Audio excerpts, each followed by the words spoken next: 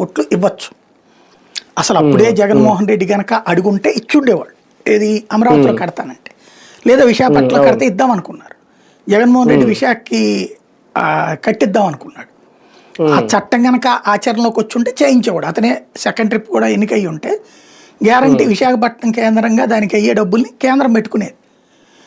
వాళ్ళకి ఏంటంటే మొత్తం ఒక చోట పెట్టుకోవడం వాళ్ళకి పెద్ద కష్టం కాదు. 7,500-10,000 కోట్లు అంటే కనుక దానికి వాళ్ళు ప్రిపేర్డ్గా ఉన్నారన్నది నాకున్న అవగాహన, ఢిల్లీ సర్కిల్స్లో నేను మాట్లాడిన దాన్ని బట్టి తెలుస్తుంది.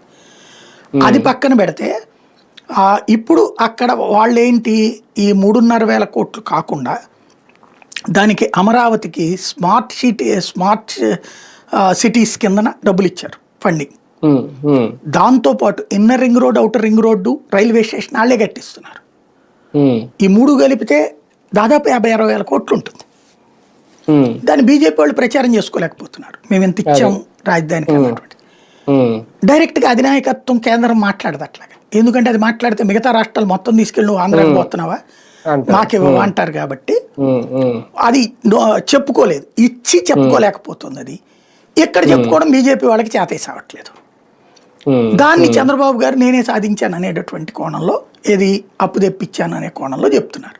దాన్ని వీళ్ళు వివాదం చేస్తున్నారు. అసలు అదంతా ఫ్రీ కదా, కేంద్రం 45-50 వేల కోట్లు inner ring road, outer ring road అంటే ఆషామాషి కాదు కదా.